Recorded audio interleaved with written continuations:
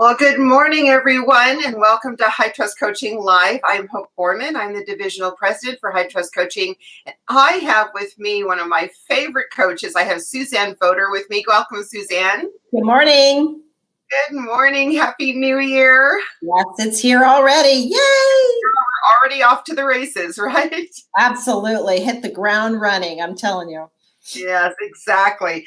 So today Suzanne and I thought it would be a great idea to talk about the law of the leverage from high trust selling. So what the law of the leverage says is that you're less likely to fail if you told others you will succeed. So, we're right now in the midst of business plans have been written, New Year's resolutions have been written. Suzanne, before we start diving into how to achieve our goals, let's talk a little bit about what gets in the way. Family, time, business, all of it. It's hard to write down your goals when you may not know your numbers. And that's one thing we teach in coaching is to know your numbers and know what you need to do and who you need to be talking to every week, every day to make those numbers that you want to achieve. So I think a lot of it has to do with not knowing where to start and not knowing your numbers. Yeah, I think that's absolutely true. And I know that in building business plans for 2021 with our coaching members, we go back to, we have, for coaching members that, stay with us year over year, we know their numbers, we know what they accomplished in the prior year. We know what their conversion rates were. So Right. We had a very, very solid foundation of which to move forward with on, where we're strong and where we can improve to where we can improve to achieve our goals. Yes, absolutely. And it's clarity. Clarity is key. Yes, clarity is key. It absolutely is key. And I know that a lot of clients, have been kind of realizing that, we track conversion rates. So a lot of clients have really been kind of looking at their conversion rates and seeing that their conversion rates have actually improved. That they've greatly improved. And then now we're having conversations around how can we improve it even more? How can we talk to that same 10, opportunities or 10 candidates or 10 clients. And instead of capturing maybe 5 of those new clients, maybe capturing 8 of them. Yeah, a lot of it has to do with systems and processes and knowing where your business is coming from and what you want to achieve and learning their goals and making it about the client and about what they want to achieve and how do we help them get there. It's not a business transaction for us. It's a relationship with our borrowers. It's hopefully a long-term referral relationship for many years to come. So you have to make it that, and you have to take the time up front to learn about your client, your borrower. Now, that's a mouthful there, Suzanne. That is so true. And I think that if we learn that one thing, that it is about the clients and to be asking that question of your clients, what's important to you about the purchase of your home, what's important to you about success when we're talking to our partners, and having that conversation every year. Right. And what's important about working with somebody like me? What do you want to see from me, your mortgage professional, in your transaction, in your future? Mm-hmm. Mm-hmm. I was listening to an interview this morning with Lewis Howes, and he was talking about that very thing, that they were having the whole conversation around, no matter who you are, asking that person, how can I help you? Asking that person, and that's something that Todd has driven, and it's foundational to everything we do at High Trust is how can I help you win? How can I help you win? When somebody asks you that question, they come up with answers. Oh yeah, absolutely. They want to have help. They want somebody to talk to and work things out with and put their trust in. Mm-hmm. Yeah, it's true. And I maybe people don't get asked that question very often. I mean, how often do you get asked, the question, how can I help you win? Only when I ask myself. Every day. Every day. Okay, that's terrific. So the power of writing down your goals, the power of telling someone else what your goal is, what you're looking to achieve. Let's talk about that a couple of minutes. Well, it's about accountability. So many of people in our industry belong to accountability groups, networking referral groups. Coaching is accountability. When you're putting your goals out there and you're talking to people who are on your side, who will promote you, who will lift you up and keep you accountable and check in with you. And hopefully you're doing this maybe even as a buddy system with someone. That is leverage. That keeps you going. That makes you stronger and more focused every day. And it can be competitive. We're competitive people. We don't slouch in this business. We make things happen. And if we're talking to another person about our goals and sharing their goals, and you're working together, there's still that a little bit of competitiveness of, I don't want to get into this phone call and not have a goal that I've met or a solution that I'm supposed to have come up with. And that makes you more accountable than trying to do it yourself. It's hard to do it yourself. It's like going to the gym. It's hard to do, but once you get there, it's great. Right. So being accountable with someone else is truly important. So the goal is to write out your goals, make them very clear, and then find somebody either in your business, in your referral networking group, in your family that you can talk to about these and help keep you accountable. And you've got to set timelines. Timelines are important. I'm going to achieve what by when. And that way you've got it on your calendar, you have it on a notepad right in front of your desk every day. You know that this is something you're going to have to do by this time frame. And you might feel bad if you don't do it. That motivates us. That pushes us to get the things done that we know we need to get done. Because, people realize or don't realize that if you don't do something, how do you feel about that? It doesn't feel good. But if you think about how you're going to feel if you do it, that is a motivator. Yeah, exactly. It's so interesting that you should say that, is, telling someone else, I think it's because it's what we do so much every single day with our coaching members. It is what are we going to achieve, keeping on the guardrails, keeping the action plans accountable and asking that by when. That always stops, my clients when we start going down this path of what we want to achieve and what we want to get done. And the whole time they're talking, I'm making a list, of action plans that they're saying, well, I'm going to do this and I want to do this and I want to do this and I need to do this and that type of thing. And I'm writing a list. And then I go down that list before we get off the phone. And I said, okay, hire a new loan officer assistant. By when? When do we want to have this person in place? Getting a new CRM. You want them to do specifically. And they always kind of go, oh, wow, okay, let's start setting some dates, right? And then those dates kind of go in, and because oftentimes we don't think about that by when. And I know that when I tell you or any of my accountability partners, yourself, Teresa Odette, any one of my coaches, when I tell you that I'm going to do something, believe me, in those moments that I don't feel like it, or in those moments that I'm kind of getting up to my deadline, I'm thinking, oh, you got to get this done. Right. I don't even need to call you. Yes, exactly. Because we're going to ask the question when we get on the phone call. Hey, how is it going with this? And even if you did it the night before, at least you did it. Mm-hmm. Exactly. So let's talk about an implementation plan. So we have set our goals. We know what we want to achieve, and we've set our goals. And now we need to start putting together an implementation plan. Some of the questions that that we want to be asking ourselves is, how will I get there? Right. What will I need to do? What do I need to change? What are some of the other things that we should be asking ourselves, Suzanne, when we're putting together an implementation plan to actually achieve our goals? I think, now that we're starting the first of the year, looking back on what worked last year and what didn't work last year, and what do you want to be specific about in this year, and writing your goals in that way to know, I want to do this. Okay. I wanted to do it last year. I didn't do it. What stopped me? How am I going to do it this year and make it work? And who am I going to bring in with me to implement this? And how am I going to do it? And it's really, again, about systems and processes and writing it out and being very specific about what you're planning to do. And again, sharing it with others. If you have a team, sharing it with your team, getting everybody on board. Everybody is thinking the same way you are and working to achieve the same goal. So to get started, it's really about focusing on what worked last year, what didn't work. How do you want to make it work this year? And don't put too many goals down. I see so many people with, 15 goals. I'm going to make all of this happen. Just get started on one, not 15. Maybe pick 5 to start, and let's focus on those in the first quarter. And then we'll move on to the next one. So don't overwhelm yourself up front either. That's such a great point, Suzanne, is not to overwhelm yourself and not to have this long laundry list, because that'll shut you down. Yeah.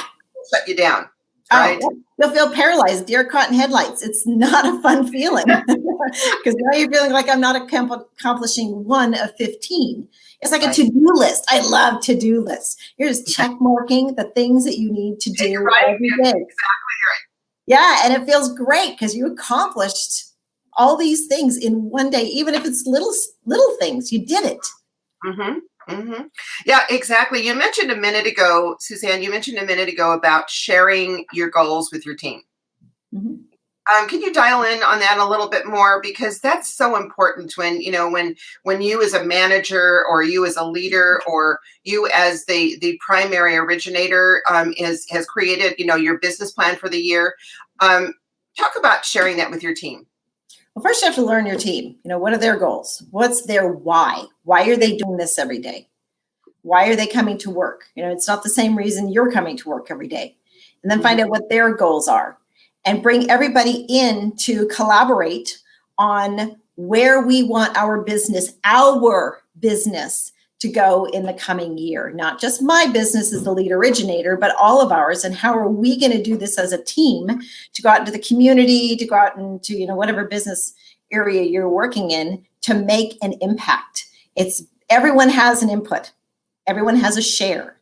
Everyone has a solution, and bring them into the solution and making them feel a part of the whole process.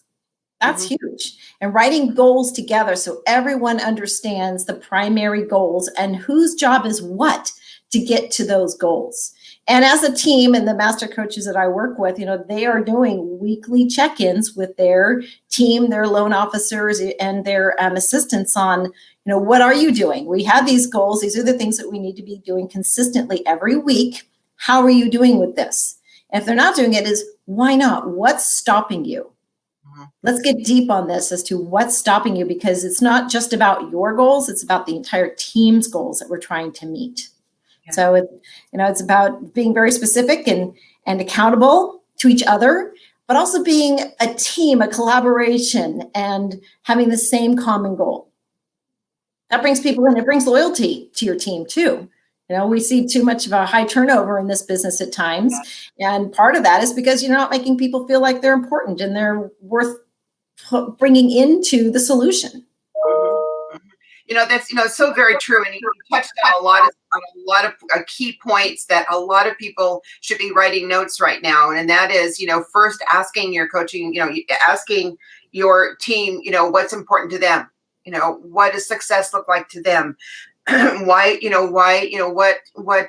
fulfills them about their job or their position? Are they in the right role? Right? Really even kind of deciding whether or not they're in the right role, and to where they're getting the highest and best opportunity to feel fulfilled. And then checking in, because we can set goals, and then there's going to be gaps. And along the way, if we have an opportunity to kind of close those gaps by doing what you're saying, Suzanne, and that is asking, why didn't something get done? What was standing in the way? Where was the obstacle? Where was the challenge? How can we fix it so we can make it smoother? Yeah, absolutely. It's checking in. And maybe even one of my coaching clients does a weekly Zoom with his LOs. They've all done their goals. They all know what their jobs are. And when they come together during this Zoom meeting every week, they are, working with each other as to why and what did I do that maybe you're having a problem with that they didn't know how to do differently. So it's a real great collaboration of everyone. They all want to try and succeed. They all want to be number one in their marketplace. And the only way they're going to do it is by helping each other. So, the manager has asked them to come with at least 2 situations that they want to discuss that's out there in their marketplace, and come with 2 solutions. as well. So they can talk about what it is, their solutions, and how others have addressed those same obstacles. Because we're all in this doing the same thing. We all have pretty much the same problems, I guess, in the community, the loan mortgage origination community. And sometimes we don't know how to address things that are coming up and bothering us, or have become a situation where others have been through it and said, this worked for me. Yes. That is a great leader. That is a great leader, because it is consistently and continually empowering people to address where the challenges are, because you're right. We're all going to be dealing with basically the same challenges every single day, and to come with solutions. Yeah. I had a leader, a CEO that I worked with for a very long time, and on his door was, if you're bringing a problem, bring a solution. Right. And because we do know the answers, right? And if this particular manager is bringing it into a forum, basically a mastermind, so that if you bring two solutions, maybe someone else has a different solution that they've actually tried and is working better. Right. Or they didn't have the same solution to the same problem, and now they can try it differently, and it might work better for them. Right. Exactly. I think so often, and this is something I've been hearing a lot with our coaching members, is needing to hire more staff, needing to hire more fulfillment people, needing to bring on more support, for capacity. And I think you have touched on something that is really more of the first step, and that is to first re-interview all of the people that you have in place. Yeah. And as you said, find out if they're in the right positions, if they're doing the things that benefit the team and them the most. It's really getting to know your staff and your team. And one thing I love about high trust coaching, we do the DISC analysis, personality profiles. And I've gone through that with each of my coaching clients, and they've learned a lot, not only about themselves, but their team and how to approach their team and what that team member is more suited to do than what they may want them to do. Mm-hmm. And you have to ask that person too, what do you enjoy about your job? What don't you enjoy about your job? And by learning and listening, you'll know, well, maybe you should be doing this, and this person is better suited for this. Mm-hmm. It's a constant revolving effort in an office. It's not always the same. It's going to keep changing and moving and growing, and people are going to be changing, moving, and growing. And you have to be able to be flexible with that and really listen. And not get frustrated, because a lot of us in this business, when we're top producers, we don't have patience. We want them done today. We need them done today. We don't want to wait for somebody else. Yeah, we don't want to wait for somebody else. But that's not a good leader. That's not how you're going to grow your team, grow your business. And even if you're just an individual originator, you still have processors and assistants to work with, yes. And underwriters. So learn, how do they work? How do they work best? And how can you best work with them and not alienate them? Because you want them on your team, right? You want them helping you. I think that's, especially for an independent originator and or a leader, manager, producing manager, non-producing manager, that's such an important thing, is the building the relationships with the fulfillment teams. Actually, sitting down and having those conversations and building the relationship. What's important to you? What do you like doing? What is it? Where do you feel as though you're in your jam when you're doing it? And where are some of the challenges that I can help you with? And, those types of things. And it's not a blame game. It's, how can we readjust? And oftentimes it's just moving the needle just a little bit. Oftentimes just that one little tweak that just is just like a thorn in their side, right? Right. And as the situation comes up, collaborate. How could we have done this better? Oh, yes. What are we going to do next time in this situation? Mm-hmm. The situation has come up. Every loan is unique. Every loan is different. Every client is different. So, different things happen in each transaction. But if something didn't go well, or maybe delayed, how as a team can we make this not happen next time? How can we avoid this next time? Mm-hmm. Mm-hmm. And bring them into it. Don't start the blame game. It's not going to get you anywhere. It gets you nowhere.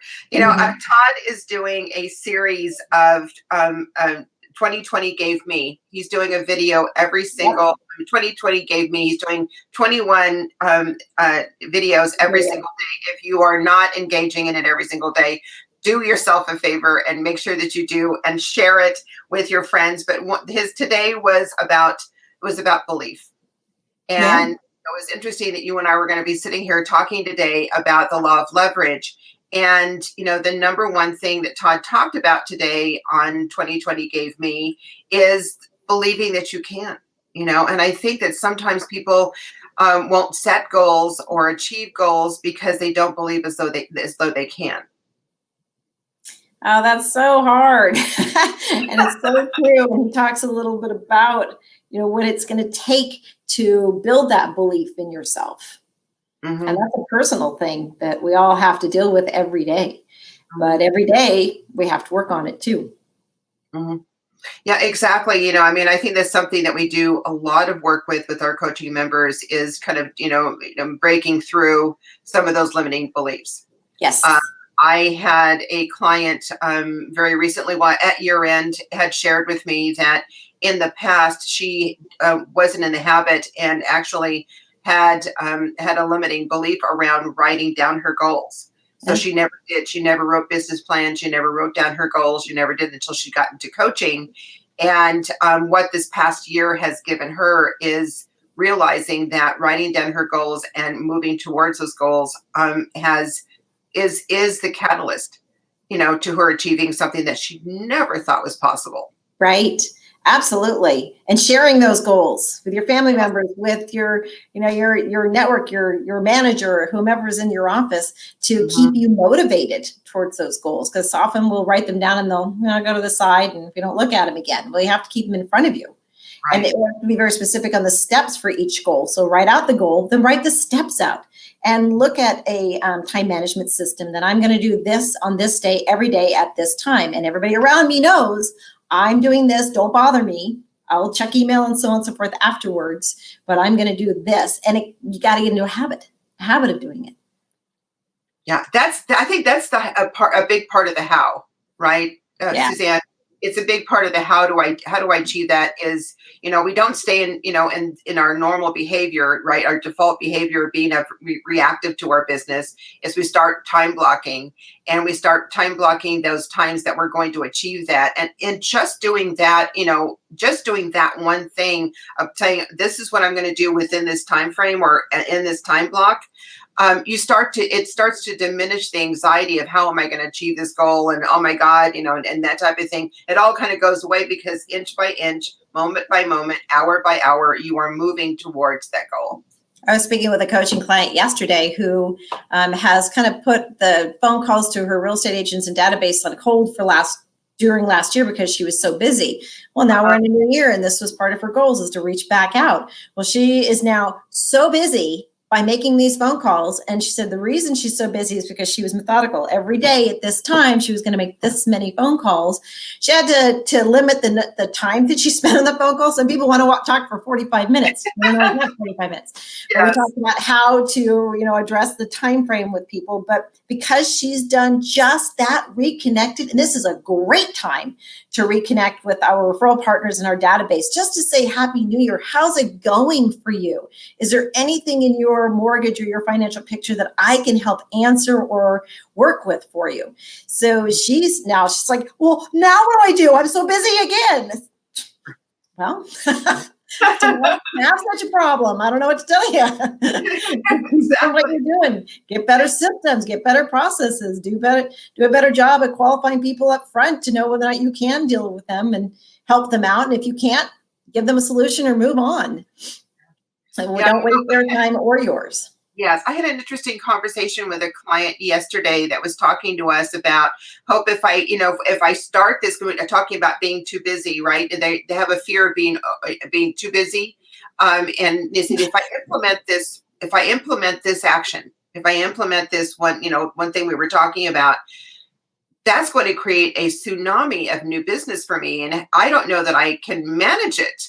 And I'm thinking, okay, well then we need to make sure that we have everything in place to do that. As we don't want to not do it because we're afraid we're going to be too busy talking be able to take the business in, right? Right. And with coaching, walk through with us what that means. And let's talk about what you need to have in place to be able to handle that business. And we have to make an investment in our business. It's our business. I don't care if you're working for a bank or anywhere else. You are self-employed. It's about what you do and how you build your business. So think about that. What do I need to handle the business that I assume is going to be coming in that door?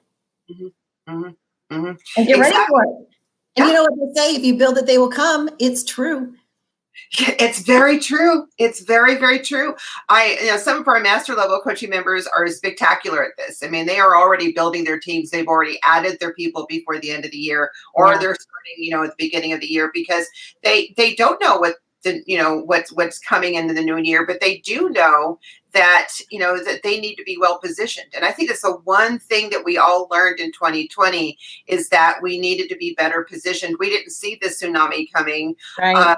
Boy, it did. And it stayed for quite a long time, and it's still with us this year. Right. Yeah. 2021. So I think that it's important not to have that be an element of our thought process, of expanding, getting too big or hiring too many people, or having too many staff, because the fact that what if the business doesn't come, right? Well, then I guess you deal with that, but it is going to come. And you have to be ready. And, we have enough frustration in this business. We don't need to have frustration of not being able to take all the business that's coming in the door, because we ultimately want to help and help people that are coming through that door. So you have to be ready to do that and not work 80 hours a week. Bring the people in, bring that support staff in, make that investment to grow and manage your business the best way you can for everyone involved. For everyone involved. Everyone. Mm-hmm. Exactly. Everyone involved, for all those people that, there's your loan officer assistants, your production managers, those types of people, all of those people, for everyone involved. And, what do you think about, we're coming up on the end of our conversation, but I did want to get your insight just a little bit on vision statements, mission statements, vision plans. What do you think about that, Suzanne? Oh, it's powerful. That's funny you say that. I'm working with a networking group, and we're getting started. And our specific goal this morning, I've been up really early this morning doing all this stuff, was going through our mission statement and our vision statement. It's important and it's powerful, and you have to come up with those key words that really represent what you want to portray in your business to the people you're doing business with. Right. Right. I absolutely. And it was a task that I had given most of our coaching members, is to come up with your mission statement, come up with your vision statement, make it a collaborative effort with your team, with everyone on your team, that everybody contributes and or resonates with or buys into it, because that vision statement and that mission statement has to be owned throughout the rest of the year. And share it. Put it on your website, put it on your email signature, make a sign and put it on your wall at your brick and mortar office. When people walk in, will read that and understand who you are and what your purpose is. Yes, absolutely. So we are coming up to the end of our coaching live session. Suzanne, first of all, I want to thank you so much for your time, for your efforts, for all of these, the extreme value that you bring to all of our coaching members. We love you so much. You're so welcome. And, so if you are not in coaching and you want to get a free coaching consultation, please go in and to toddduncan.com/coaching, schedule a free coaching consultation. We have some wonderful coach consultants ready to talk to you. So don't hesitate. Make that something that you get done today. In the meantime, great rest of the week. Thank you again, Suzanne. And thank you. It's always fun. Love to see you. Always so much fun. Great to see you too, dear. Have a great day. Okay. Bye.